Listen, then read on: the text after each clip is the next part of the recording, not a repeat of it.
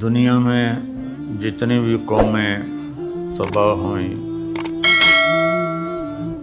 اس کا سبب ان کی معاشی تنگی، اسباب کی قلت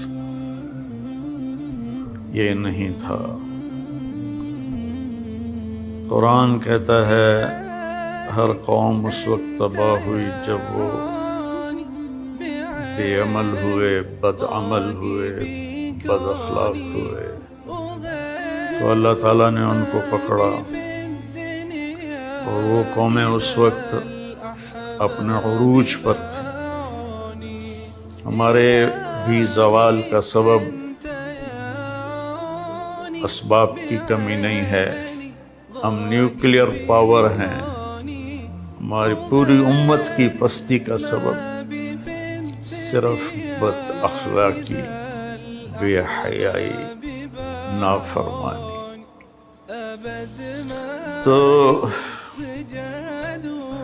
جب عروج آتا ہے تو وہ صفات پہ آتا ہے، جو زوال آتا ہے وہ بد اخلاقی اور اعمال کی پستی پر آتا ہے۔ ہمیں اپنے آپ کو بدلنا ہوگا۔ والدین سب سے پہلا اسکول ہوتے ہیں، وہ بچوں کی تربیت سے غافل ہیں، بس اسکول جائیں اور پڑھائی کریں، پھر آپ واپس آئیں، ٹیوشن پڑھیں، بس پھر کھانا کھائیں اور سو جائیں۔ آگے ہمارے اسکول صرف کاروباری ادارے ہیں، تربیت ساز نہیں ہیں۔ ہمارے کالجز میں لڑکے لڑکیاں اکٹھے پڑھتے ہیں، جب پیٹرول اور آگ اکٹھا ہوگا تو پھر آگ نہ لگے، یہ کیسے ہوگا؟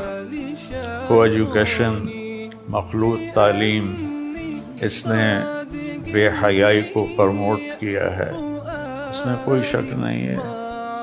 میں خود کالج لائف گزار کے اللہ کے راستے کی طرف آیا، اس وقت میں اور آج اس کو 50 سال گزر چکے ہیں۔